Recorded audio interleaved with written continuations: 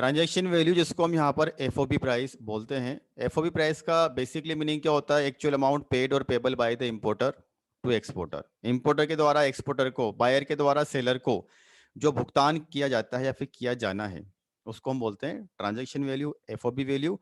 जिसके अंदर हम यहाँ पर दो तरह की कॉस्ट को ऐड करते हुए आए हैं, cost of transport, cost of insurance. लेकिन कभी कभी क्या होता है कि ये जो एफओबी वैल्यू हमको दी हुई होती है, इसमें कुछ एक्सपेंडिचर ऐसे होते हैं जो ऐड होने चाहिए थे लेकिन ऐड नहीं होते हैं। तो रूल नंबर 10(1) इस संबंध में हमको कुछ प्रोविजन यहां पर बताता है।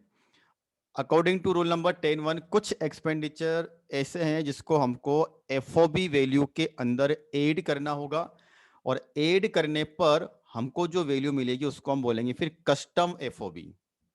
कस्टम के पर्पज से हमने एक एफओबी का यहां पर कैलकुलेशन किया। रूल्स को आप ध्यान से समझना।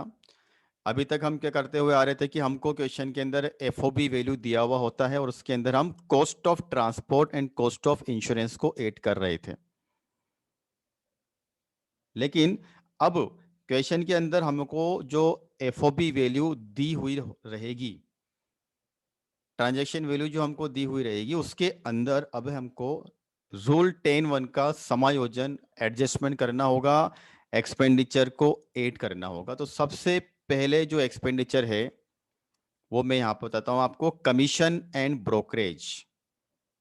डिस्क्रिप्शन आपको फाइल के अंदर, बुक के अंदर दिया हुआ है, यहां पर हम उसको समराइज वे में समझेंगे। कमीशन एंड ब्रोकरेज, जो गुड्स इंपोर्ट किया जा रहा है, जो एग्रीमेंट हुआ है बायर और सेलर के बीच में, उस गुड्स को परचेस करने और सेल करने, क्योंकि सेलर इंडिया के बाहर है और बायर इंडिया के अंदर है। तो जो गुड्स इंपोर्ट किया गया है, उस गुड्स को लेकर के यदि कोई कमीशन या कोई ब्रोकरेज का पेमेंट किया गया है,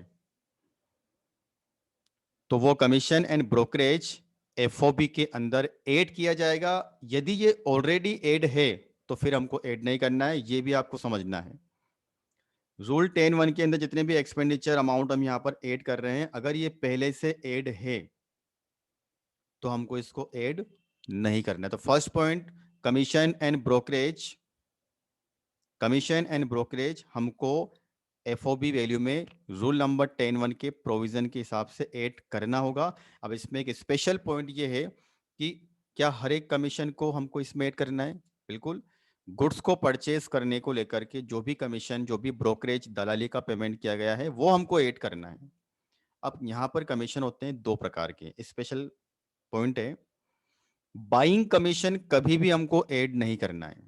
बाइंग कमीशन, इसको बोलते हैं क्रय कमीशन। तो बाइंग कमीशन का आपको मीनिंग समझना है। देखिए, कमीशन का पेमेंट जनरली हम किसको करते हैं? किसी एजेंट को।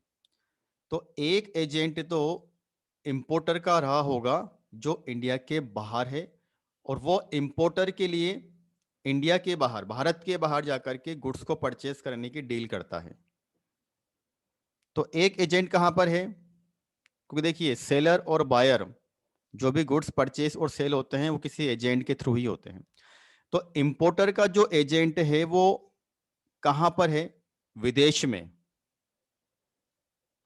विदेश में इंपोर्टर का एक एजेंट है, और उस एजेंट को जो कमीशन मिला इस गुड्स को परचेस करने को लेकर, तो उसको हम बोलते हैं यहां पर बाइंग कमीशन। तो ये जो कमीशन है किसने दिया? इंपोर्टर ने। किसको दिया? अपने एजेंट को, अपने रिप्रेजेंटेटिव को जो विदेश में है। ठीक है, इसको हमको क्या नाम देना है? बाइंग कमीशन, क्रय कमीशन। और ये क्रय कमीशन हमको एफओबी वैल्यू में ऐड नहीं करना है। ठीक है। अब दूसरा एजेंट जो एक्सपोर्टर है, उसका जो रिप्रेजेंटेटिव है, उसका जो प्रतिनिधि है, वो इंडिया में है। क्योंकि एक्सपोर्टर को अगर अपना माल इंडिया में बेचना है तो वो उसका एजेंट इंडिया में डील करेगा, इंडिया में आएगा और यहाँ की पार्टी से बात करेगा। तो एक्सपोर्टर का एजेंट कहां पर है? इंडिया में है। उसको जो कमीशन का पेमेंट हो रहा है वो कमीशन हमको यहां पर ऐड करना है। ठीक है, एक बार फिर से आप यहां पर इसका प्रोविजन अच्छे से समझ लें। कमीशन एंड ब्रोकरेज को हम यहां पर एफओबी वैल्यू के अंदर ऐड करते हैं। अगर पहले से ऐड नहीं तो आप कौन सा कमीशन? एजेंट को जो कमीशन दिया जा रहा है वो हम इसके अंदर ऐड करेंगे, बट बाइंग कमीशन को हमको यहाँ पर ऐड नहीं करना है। बाइंग कमीशन का मतलब होता है कि इंपोर्टर का जो रिप्रेजेंटेटिव विदेश में है, फॉरेन कंट्री में है, वहां पर वो उसके लिए गुड्स को परचेज करने का काम करता है, उसको जो कमीशन मिला उसको बोलते हैं बाइंग कमीशन। ठीक है, चलिए सेकेंड नंबर पॉइंट हम देखते हैं यहाँ पर, कॉस्ट ऑफ कंटेनर्स। जो इंपोर्ट होता है वो इंपोर्ट किसी कंटेनर के अंदर हो रहा है। कंटेनर का मतलब बॉक्स, पैक। विदेश से अगर कोई गुड्स इंडिया में आएगा तो वो किसी पैकिंग के अंदर आएगा।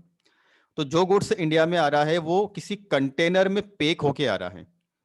एक्सपोर्टर ने क्या किया, गुड्स को कंटेनर में पैक किया और वो गुड्स इंडिया आ रहा है इंपोर्टर के पास में। तो अब इसमें क्या होगा, वो जो कंटेनर है अगर उनका नेचर इस तरह का है कि वो कंटेनर रीयूजेबल हैं, ड्यूरेबल हैं। ड्यूरेबल, रीयूजेबल का मतलब ये होता है कि वो कंटेनर वापस से काम आ सकते हैं। अभी उसके अंदर गुड्स है, वो गुड्स इंडिया में आएगा, उसको हम यहाँ पर निकालेंगे, उसके बाद अगर वो कंटेनर 6 महीने के अंदर वापस लौट जाते हैं, मतलब इंपोर्टर और एक्सपोर्टर के बीच में इस तरह का एग्रीमेंट होगा कि 6 महीने के अंदर यदि वो कंटेनर फिर से लौटा दिए जाते हैं तो उस कंटेनर की कॉस्ट को हम ऐड नहीं करेंगे। लेकिन अगर वो कंटेनर ड्यूरेबल एंड रीयूजेबल नहीं है तो फिर कंटेनर की कॉस्ट को भी गुड्स की कॉस्ट में ही शामिल किया जाएगा, वो कंपलसरी कॉस्ट बन जाएगा। तो कंटेनर की कॉस्ट को लेकर क्या रूल बना हमारा इसमें यहाँ पर कि कॉस्ट ऑफ कंटेनर को हमको एफओबी वैल्यू में ऐड करना है, अगर पहले से ऐड नहीं है तो। और ऐड तभी करना है जब वो रिटर्नेबल ना हो, और अगर वो रिटर्नेबल है 6 महीने के अंदर तो फिर हम उसको कॉस्ट ऑफ कंटेनर को ऐड नहीं करेंगे। इसी प्रकार थर्ड नंबर का जो पॉइंट है वो है cost of packing. Cost of packing, जो गुड्स हम यहाँ पर इंपोर्ट कर रहे हैं उस गुड्स की पैकिंग करने को लेकर के कोई भी अगर एक्सपेंडिचर होता है तो वो भी हमको एफओबी वैल्यू में ऐड करना है। पॉइंट नंबर 4 यहाँ पर बहुत स्पेशल है, आपको बहुत ध्यान से यहाँ पर समझना है, value of goods supplied by the buyer. जैसे मैंने भी आपको एक एग्जांपल दिया था कि जो क्रेता है मतलब इंपोर्टर, उसने कुछ मटेरियल यहां से सप्लाई किया एक्सपोर्टर के पास में और उस मटेरियल को एक्सपोर्टर ने उस गुड्स में यूज किया। तो अगर उस मटेरियल की कॉस्ट उसमें ऐड है पहले से तो फिर हम उसको आज यहां पर एफओबी में ऐड नहीं करेंगे। बट यदि ये गुड्स जो इंपोर्टर बायर के द्वारा सप्लाई किया गया है, किसको, सेलर को, जैसे कोई मटेरियल है, कोई डाई है, मतलब कोई सांचा है, मोल्ड है, तो उसको हमको ऐड करना है अगर वो पहले से ऐड नहीं है तो। ठीक है, एक बार फिर से आप इसको देखें, value of goods supplied by buyer, buyer के द्वारा जो गुड्स सेलर को इंपोर्ट के लिए सप्लाई किए गए हैं, पहले यहां से वो गुड्स सप्लाई हुआ, इनपुट सप्लाई हुआ एक्सपोर्ट कंट्री में, वहां पर वो गुड्स उसने कंज्यूम किया, उसका यूज किया, फिर उसने वो गुड्स कंप्लीट करके वापस इंडिया में इंपोर्टर को सेंड किया। इसको हम यहां पर समझेंगे प्रैक्टिकली। अब आता है रॉयल्टी एंड लाइसेंस फीस। अब रॉयल्टी एंड लाइसेंस फीस क्या होता है, देखिए क्या होता है, गुड्स जो इंपोर्ट हो रहा है उस इंपोर्ट को लेकर के अगर कोई लाइसेंस फीस का पेमेंट किया जाना आवश्यक है तो वो लाइसेंस फीस भी एक तरह का एक्सपेंडिचर है। अगर ये ऑलरेडी एडेड है तो हम इसको ऐड नहीं करेंगे, और अगर ऐड नहीं है तो हमको इसको ऐड करना होगा। बिना उसके अगर एक्सपोर्ट नहीं हो रहा है तो एक तरह से वो कंपलसरी एक्सपेंडिचर बन गया लाइसेंस। ठीक है, चलिए अगला पॉइंट है इसमें, any part of subsequent sale if payable to foreign supplier. ये क्या पॉइंट है, तो देखिए इसको, इंडिया के बाहर जो एक्सपोर्टर है उसने गुड्स को एक्सपोर्ट किया इंपोर्टर को, और इंपोर्टर इंडिया में है तो उसने गुड्स को इंपोर्ट किया।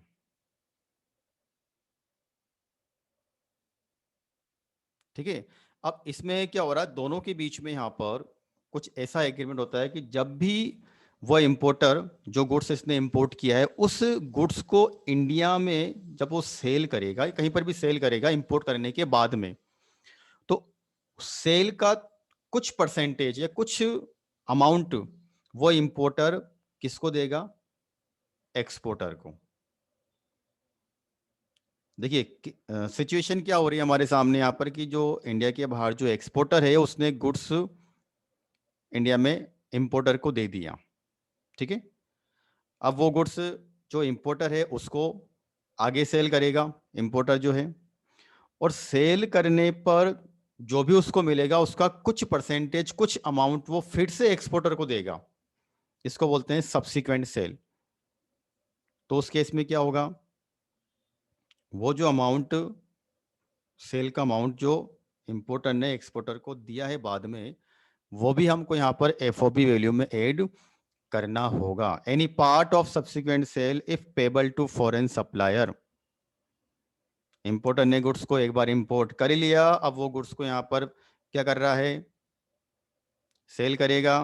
पहले माल को आयात किया, माल को पहले इंपोर्ट किया, अब उसको सेल करेगा। सेल करने पर जो पैसा आएगा उसका कुछ हिस्सा किसके पास जा रहा है?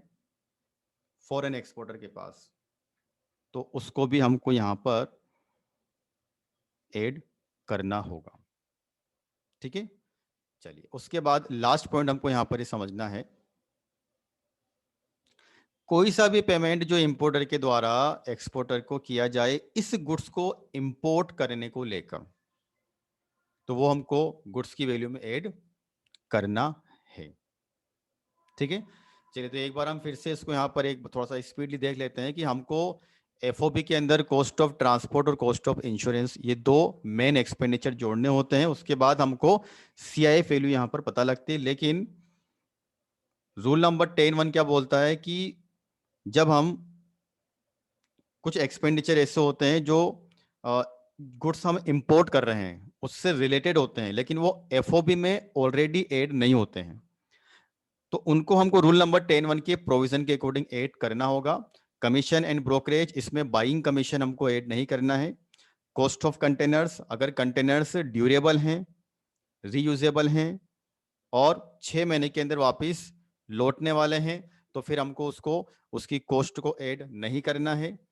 कॉस्ट ऑफ पैकिंग, जो गुड्स इंपोर्ट किया गया है उसको लेकर के अगर पैकिंग के ऊपर कोई एक्सपेंडिचर हुआ है तो वो पैकिंग का एक्सपेंडिचर हमको ऐड करना है।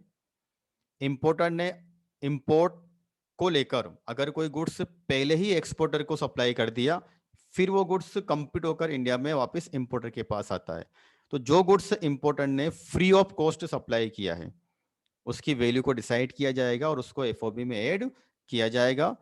रॉयल्टी एंड लाइसेंस फीस, जो गुड्स से इंपोर्ट हो रहा है उसको लेकर के अगर कोई लाइसेंस फीस का पेमेंट हो रहा है इंपोर्ट करने के लिए तो फिर उसको ऐड किया जाएगा। इंपोर्ट को लेकर के एक्सपोर्टर ने अगर इस तरह की एक तरह से कंडीशन आप बोल सकते हो कि जब भी ये गुड्स इंपोर्ट होने के बाद में इंपोर्टर रीसेल करेगा, सेल करेगा, तो उसका कुछ हिस्सा किसके पास जाने वाला है? एक्सपोर्टर के पास में, तो उसको भी हम यहाँ पर ऐड करने वाले। तो इस तरह से हमको रूल नंबर 10(1) का यहाँ पर समायोजन करना है। अब कुछ एक्सपेंडिचर ऐसे होते हैं जो कभी भी हमको कस्टम ड्यूटी के कैलकुलेशन में जब हम असेसेबल वैल्यू डिसाइड करते हैं तब कंसिडर्ड नहीं करने। तो इसका बहुत सिंपल सा पॉइंट आपको याद रखना है, एक बार जब इंपोर्ट हो जाता है उसके बाद जो भी एक्सपेंडिचर किए जाएंगे उसको बोलते हैं पोस्ट इंपोर्टेशन एक्सपेंसेस। मतलब इंपोर्ट फिनिश हो गया, उसके बाद जो एक्सपेंडिचर हो रहे हैं उस गुड्स को लेकर के, for example goods custom port पर आ गया, कस्टम ड्यूटी का पेमेंट हो गया, उसके बाद वो गुड्स मान लीजिए यहाँ पर कस्टम पोर्ट से इंडिया के अंदर किसी लोकेशन, मान लीजिए यहाँ पर मुंबई में गुड्स आया, वहां से फिर वो दिल्ली आ रहा है या कहीं पर भी आ रहा है, तो उसके बीच का जो ट्रांसपोर्टेशन का एक्सपेंडिचर है, इंश्योरेंस का एक्सपेंडिचर है, कोई सा भी एक्सपेंडिचर है, उसको बोलते हैं पोस्ट इंपोर्टेशन एक्सपेंडिचर। इंपोर्ट हो गया उसके बाद जो एक्सपेंडिचर हो रहे हैं उसको बोलते हैं पोस्ट इंपोर्टेशन एक्सपेंसेस। ये हमको कभी भी वैल्यूएशन में शामिल नहीं करने। तो रूल नंबर 10(1) के अंदर जो एक्सपेंडिचर हमको दिखाई दे रहे हैं ये सब कौन से एक्सपेंडिचर? ये इंपोर्ट के लिए किए गए एक्सपेंडिचर हैं। अभी इंपोर्ट हुआ नहीं पूरा, इंपोर्ट के पहले किए गए एक्सपेंडिचर हैं, ठीक है। तो इस तरह से हमको एफओबी के अंदर रूल नंबर 10(1) का समायोजन करना है।